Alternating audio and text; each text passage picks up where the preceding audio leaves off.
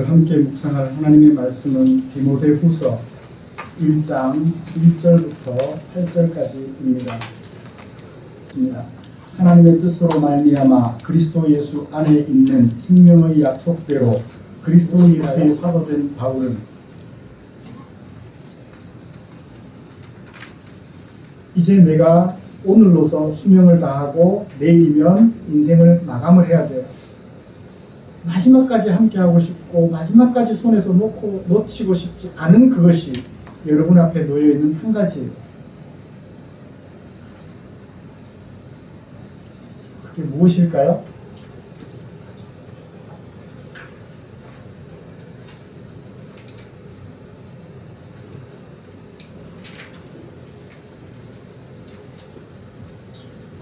제가 어제 어떤 분의 글을 읽다가 이런 내용을 읽었습니다. 가장은 신난다고 한다. 그런데 아내는 지쳐있다고 한다. 가장은 신난다고 한다. 그런데 부모님은 나를 보고 싶다고 하신다. 가장은 신난다고 한다. 그런데 자녀들은 불행하다라고 말한다. 여러분, 가장이 이런 생각을 한다면 그 가정은 어떤 가정일까요? 목사는 신난다고 합니다. 그런데 성도들은 힘들다고 합니다. 목사가 이런 생각을 하고 있다면 그 교회는 어떤 교회일까요? 모든 식구가 함께 행복하고 모든 성도가 함께 행복해야 할 텐데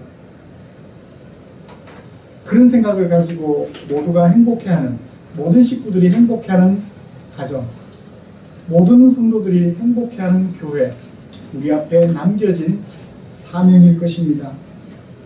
이렇게 가정의 달을 마무리하면서 아름다운 가정을 이루어 살아가려고 하는 오늘 우리를 위하여 하나님께서는 디모데후서 1장 1절부터 8절까지 말씀을 주셨습니다. 저는 이 본문을 가지고 믿음의 가정이라는 제목으로 설교하고자 합니다. 말씀 나누는 중에 하나님의 크신 은혜가 저와 여러분들에게 충만하기를 간절히 소원합니다. 먼저 본문이 어떻게 구성되어 있는지 여러분들에게 간략하게 소개해 올리고 이어서 말씀을 전하도록 하겠습니다. 디모데후서 편지죠. 1절과 2절은 인사말입니다. 편지 서두에 나오는 인사말입니다. 3절부터 함께 읽은 8절까지는 모두 세 단락으로 나눠볼 수 있습니다. 4절까지 한 단락, 5절 한 단락, 그리고 6절부터 8절까지 한 단락, 그렇게 나눠볼 수 있습니다.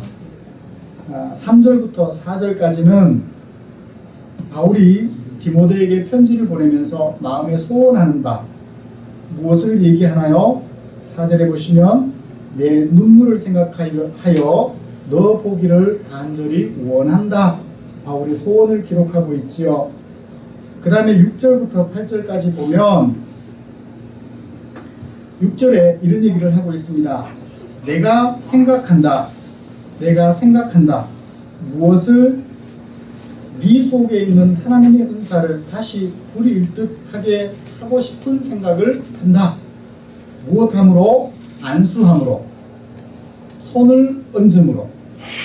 자, 손을 얹으려면 어떻게 해야 되나요? 멀리서 할 수 있어요, 없어요? 그럼 어떻게 해야 되죠? 가까이 가야 돼요. 자, 그렇다면 6절 말씀 가까이 가서 네 머리 위에 손을 얹음으로, 손을 놔줌으로, 손을 얹어줌으로 라고 얘기를 했다면 4절에 내가 너 보기를 원한다는 말과 연결이 돼야 한대요. 연결이 되죠. 사도 바울은 지금 디모데를 간절히 보고 싶어하며 만나서 손을 얹어 안수해주고 싶어한다 라고 하는 것을 3절, 4절, 6절, 8절까지 말씀해주고 있는 것을 봅니다. 그리고 5절 중간에 왜 그렇게 만나고 싶어하고 그래서 만나서 안수를 해주어 그 속에 있는 하나님의 은사를 일깨워주려 하느냐, 불일 듯 하게 한다라는 말은 잠잠해 있는 상태인데 그것을 일깨워준다. 불일듯 하게 한다. 그렇게 말을 하고 있거든요. 그 이유를 5절에서 밝혀주고 있습니다. 이는 네 속에 있는 거짓 없는 믿음 생각하기 때문이다. 그 믿음은 외조모 로이스와 네 어머니 유니게 속에 있었던 것으로 네 속에도 있기 때문이다. 바울은 디모데에게는 무엇을 보고? 믿음을 보고 뭐 해주고 싶어요? 만나서 안수해주고 싶어서. 그래서 그 속에 있는 하나님의 은사에 대하여 다시금 일깨워주고 싶어 한다라는 것이 오늘 우리가 함께 읽은 이 내용의 전반적인 개요가 되겠습니다. 저는 이 말씀을 가지고 두 가지 제목으로 얘기를 나누려고 합니다. 하나는 일깨워주려고 한다. 일깨워주려고 한다라는 말은 디모데가 지금 어떤 형편에 있는 것 같아요? 일깨워줘야 될 필요가 있는 상태. 어떤 상태일까요? 잠자고 있는 상태. 아침에 일어나야 되는데 일어나지 않고 뭐 하고 있어요? 잠을 자고 있어요. 그럼 어떻게 해야 되나요? 깨워줘야죠. 마찬가지로 바울이 디모데를 만나서 안수함으로 하나님의 은사를 일깨워주고 싶다. 불일 듯하게 해주고 싶다라는 얘기는 디모데가 현재 낙심 중에 있다라는 것 같아요. 그래서 낙심 중에 있는 디모데를 살펴볼 것이고요. 그러면 보통 사람들이 낙심 중에 있으면 어떻게 하나요? 포기를 하죠. 에어컨 온도를 좀 낮춰주시거나 끄거나 꺼도 될 거예요. 저는 감사합니다. 그래요. 낙심 중에 있으면 어떻게 하나요? 안녕, 빠이빠이, 너는 너, 나는 나. 왜? 더 이상 기대할 것이 없으니까. 그렇게 하기 쉬운데 바울은 어떻게 하나요? 일깨워주려 해요. 그러면 디모데에게 무언가를 기대할 만한 것이 아직 남아있다는 거죠. 무엇이 바울로 하여금 디모데에 대하여 기대하게 했는지 마지막으로 살펴보면서 하나님의 은혜를 나누려고 합니다. 사랑하는 성도 여러분, 바울이 쓴 편지 디모데후서 마지막 편지이기도 해요. 바울이 일생에 쓴 여러 가지 13편의 편지가 있는데 그 중에 마지막 편지, 이 마지막 편지를 쓰면서 디모데에게 어떤 소원을 얘기를 하는데 디모데는 어떤 형편에 있었는지 살펴보도록 하지요. 4절을 보셔요. 네 눈물을 생각하여 너 보기를 원한다. 디모데는 지금 어떤 형편에 있나요? 눈물을 흘리고 있어요. 자, 눈물을 흘리고 있으면 기분이 좋아요? 안 좋은 상태일까요? 안 좋은 상태인 것 같아요. 뭔가 좀 안타깝고 슬픈 형편에 처해 있어서 눈물을 흘리고 있어요. 그래서 디모데가 흘리는 그 눈물 때문에 바울은 디모데를 보고 싶어 했다라고 말을 하는 것 같습니다. 그 다음 6절을 보셔요. 불이 일듯하게 해주고 싶다. 처음에 말씀을 드렸습니다.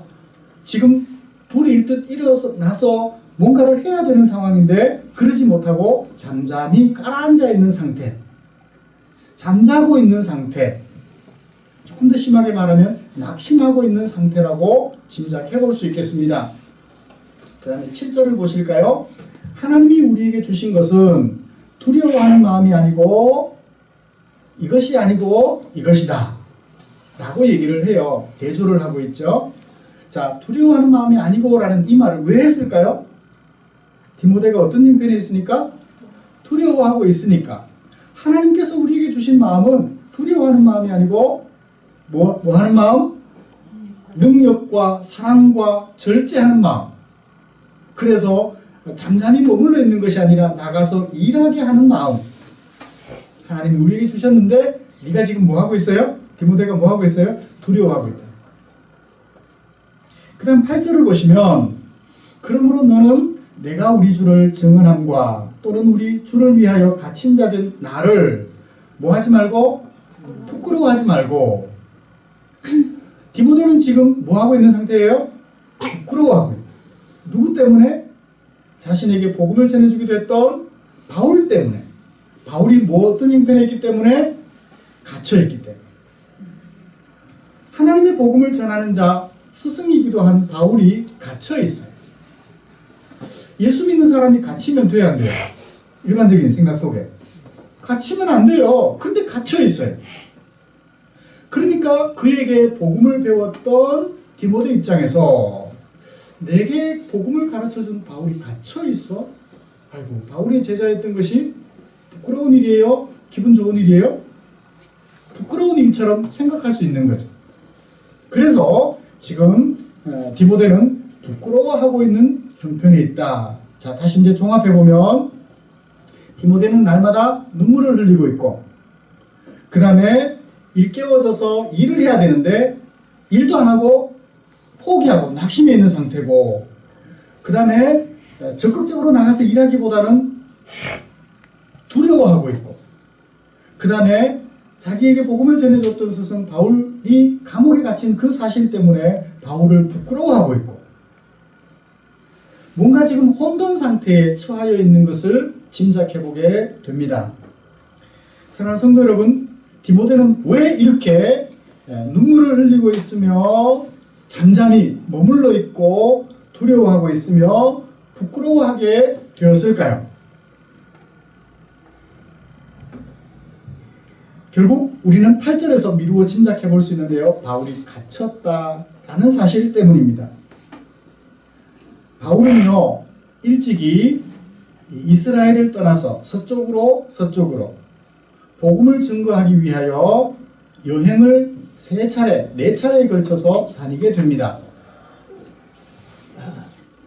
최종 복음의 증거를 위한 목적지는 로마였어요. 거기까지 가서 복음을 전하면 당시 시대사회 속에서 로마는 팍스 로마나라는 말이 보편화될 정도로 로마에만 가면 모든 세계 전역으로 복음이 증거될 수 있는 기반이 돼요. 우리도 사람이 나면 어디로 보낸다 그러죠? 서울로 보낸다 그래요. 우리는 그렇게 말을 합니다. 왜냐하면 서울에 가면 더 큰 사람, 더 많은 사람들을 만나서 더 큰 일을 할 수 있을 테니까 라는 생각을 하죠. 바울이 로마에까지 가서 복음을 전하기만 하면 그 복음이 로마로 몰려드는 그 사람들에게 전해질 것이고, 로마에 와서 생활을 잘 감당했던 그들이 복음을 듣고 각각의 고향으로 흩어지면 내가 구석구석까지 가지 않아도 복음이 증거될 거다. 그런 생각에 로마에 가서 복음 전하는 것을 간절히 소원했습니다. 그래서 일부러 잘못도 없으면서 예루살렘에 가면 붙잡혀 종교 재판을 받을 줄 알면서 예루살렘으로 돌아가게 돼요. 3번째 전도 여행을 마칠 즈음 예루살렘으로 들어가게 됩니다. 성령에 감동된 사람들이 예루살렘에 가면 붙잡혀 죽으니까 가지 마라라고 얘기를 해요. 아니야, 나는 가야 돼. 왜요? 바울은 로마 시민권도 가지고 있었거든요. 그러므로 이스라엘 땅에서 재판을 받으려면 로마 시민권이 있기 때문에 어떻게 함부로 할 수 없습니다. 어디로 가야 돼요? 로마로 가서 로마 재판정에서 재판을 받아야만 형벌을 줄 수가 있어요. 그래서 바울은 스스로 로마로 가지 않고 사람들에게 붙잡혀서 로마로 가는 길을 선택하게 됩니다. 그래서 예루살렘으로 왔다가 로마로 갔는데 아니나 다를까 마지막까지 구금 상태로, 재판을 받게 되기까지 구금 상태로 머물게 됩니다. 이 디모데 후서를 쓸 때만 해도 바울은 마메르타인이라는 이름을 가진 감옥에 갇혀 있었어요. 토굴이었습니다. 그 토굴 속에서 바울은 갇혀 지냈어요. 냉습한 벽으로부터 오는 추위에 노출되어 있었겠죠. 어떤 사람은 토굴에 갇혔다라고 말을 하기도 하고, 어떤 사람은 아니다, 어떤 가정에 구금 상태로 머물러 있었다라고 하기도 합니다. 그렇지만 저는 오늘 그 토굴에 갇혀 있는 상태를 생각하고 여러분들에게 말씀을 드리고 있습니다. 그렇죠. 여차하면 그곳에는 전염병이 돌 수 있는 위험한 곳이기도 합니다. 여러 세대들이 계속해서 그 사형수나 죄인들을 구금해 두었던 그 토굴 속에서 지냈을 바울의 비참한 모습을 생각해 보시기를 바랍니다. 그가 죄를 지었나요? 아닙니다. 사람들이 보기에는 죄를 지은 것도 없잖아 있기는 있어요. 왜냐하면 많은 귀신 들린 한 처자를 만났습니다. 주인은 그 처자가 점을 할 때마다 뭐가 생겨요? 복채가 생기죠. 그 처자를 통해서 얻는 수익으로 살아갔어요. 근데 바울이 생각해 볼 때 그 주인보다 누가 불쌍해요? 귀신 들려있는 그 처자가 불쌍한 거예요. 그래서 어떻게 해요? 그 처자에게서 귀신을 쫓아내게 됩니다. 그러자 그 처자는 자유하게 되었어요. 사람을 살렸죠. 그런데 누가 반발할까요? 주인이 반발하죠. 내 돈줄이 끊어졌다는 거예요. 더 이상 점을 할 수 없게 됐으니까. 감옥에 갇혀야 될 일이죠. 남의 돈줄을 끊어놨으니. 그렇지만 한편으로 생각하면 귀신에 붙잡혀서 노예처럼 비참하게 살아가는 그 여자를 귀신으로부터 해방시켜 자유케 했으니 바울은 훌륭한 일을 한 것 같아요. 누구도 할 수 없는 일을 한 것 같아요. 그런데 주인의 고소로 감옥에 갇히기도 해요. 세상의 기준으로 보면 감옥에 가야 하지만 사람을 소중히 여기는 하나님의 기준으로 보면 결코 감옥에 가서는 안 될 일이에요. 그동안의 주인의 행태, 그 귀신 들려 고생하는 여종을 이용해가지고 돈벌이나 했던 그 주인의 행위가 지탄을 받아야 하죠. 하나님의 입장에서 보면. 돈만 밝히는 그를 지탄을 해야 돼요. 돈만 밝히는 그를 말입니다. 이처럼 예수님의 사람들은 사람을 먼저 생각하여서 그를 귀신으로부터 자유케 하고 돈의 노예가 되어 살아가는 그를 자유케 하여 하나님의 백성으로 온전히 살게 했던 것입니다. 그런데 그 결과가 뭐예요? 죄수가 되어 재판을 받도록 준비하는 감옥에 갇혀 있었던 것이죠. 사랑하는 성도 여러분, 예수 믿는 바울이 그런 형편에 처한 것을 보고 디모데가 낙담했던 거예요. 그래서 날마다 눈물로 지새며 내가 스승을 잘못 만났나 어쩌면 고민하고 있었을지도 모르겠습니다. 복음 때문에, 예수님 때문에 어려움에 처하다니. 예수 믿으면 다 잘 될 줄 알았는데 예수님 때문에 어려움에 처하다니. 여러분, 디모데가 낙심한 것 이해하실 수 있나요? 어떤 분이 그랬대요.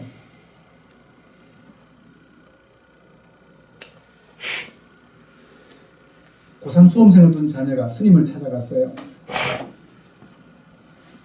그 스님이 내가 당신을 위해서 기도해주면 되니까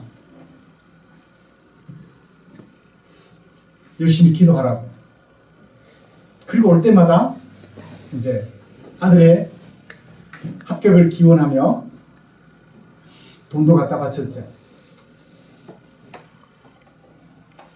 드디어 시험 치는 날이 다가왔어요. 시험을 치렀어요.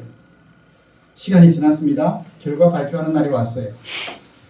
합격했어요? 떨어졌게요? 떨어졌어요. 이튿날 이 엄마가 스님을 찾아가서 속된 말로 깽판을 친 거예요. 돈 내놓으라고. 그런 생각은 기독교에도 없잖아 있는 것 같아요. 수험생들을 위하여 수능시험 40일 앞두고 40일 작정 새벽기도, 취업을 앞두고 100일 작정 아침 금식기도,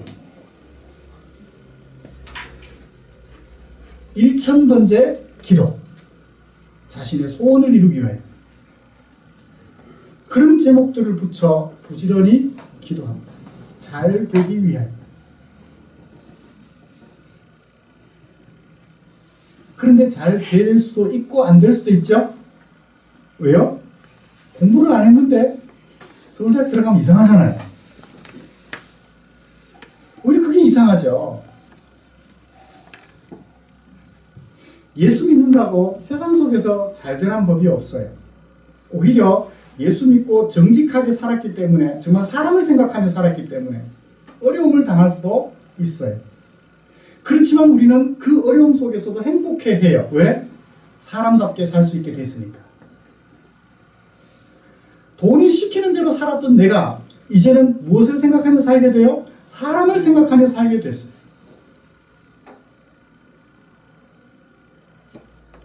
권력이 시키는 대로 그 권력에 앉으려면 이런 일을 해야 돼. 권력이 시키는 대로 살던 내가 권력을 버리고 사람을 위해서 살게 됐거든. 그것을 위해서라면 김혜자 권사님처럼 김수미 씨를 살리기 위하여 그동안 저축해 뒀던 통장 아낌없이 내줄 수 있었죠. 여기저기 찔끔찔끔 빌리지 말고 한꺼번에 다 해결하라고. 그리고 형편되면 언제든지 형편되면 갚으라고. 이자는 없다고. 사람을 살리는 그 일을 위하여 돈이 시키는 대로 살지 않고 사람을 살리라 라고 하시는 하나님의 말씀을 쫓아서 내게 있는 돈을 활용하는 사람이 되었다. 그럴 때 내게 있던 주머니가 텅텅 비게 됐어요. 잘된 거예요? 잘못된 거예요? 잘못된 거잖아요. 주머니가 비어버렸으니까. 그렇지만 하나님 앞에서는 사람을 살렸기 때문에 그 일이 아름다운 일이라고 인정을 받는 거죠. 이렇게 세속적 가치관이 혹 디모데 속에 조금이라도 남아있었다면 디모데는 낙심하고 눈물을 흘렸을 것 같아요. 이렇게 부정적으로 보아야 될까요? 아니면 디모데 속에 진정 바울을 생각하는 아름다운 믿음이 있어서 눈물을 흘리며 두려워하고 있었을까요? 양쪽 다 포함되어 있었다고 볼 수 있을 것 같습니다. 오늘날 이런 디모데처럼 우리도 예수님을 믿고 하나님의 백성이 되어 살아가면서 때로 낙심할 수도 있어요. 내가 열심히 했는데도 잘 안 됐어.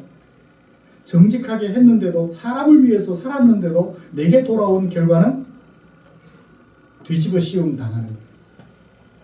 나는 열심히 그를 위해줬는데 자기 위기 모면하려고 내게 뒤집어 씌우는 거예요. 그러면 얼마나 억울해요. 얼마나 답답해요. 예수 괜히 믿었나 낙심할 수도 있을 것입니다. 그런데 여러분, 바울은 그런 디모데를 여전히 신뢰하고 있어요. 그래서 어떻게 하나요? 만나고 싶고 안수를 해줘서 침체해 있는 디모데를 다시금 되살려주고 싶어 하는 거예요. 그래서 어떤 말을 했습니까?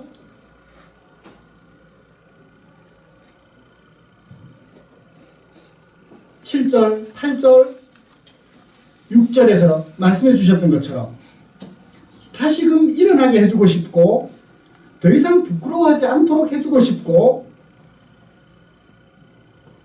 이제 담대하여 더 충실하게 하나님의 사람으로 살아가도록 도와주고 싶다라는 얘기를 합니다. 자, 그러면 하나님께서는 우리에게 주신 것이 무엇일까요?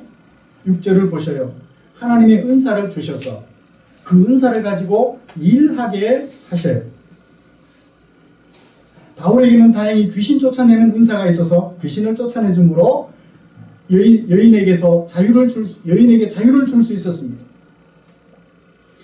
김혜자 권사님은 다행히 연기 활동을 통하여 재물을 모을 수 있었고 그 재물로 어려움에 처한 그 사람을 살려줄 수 있었어요.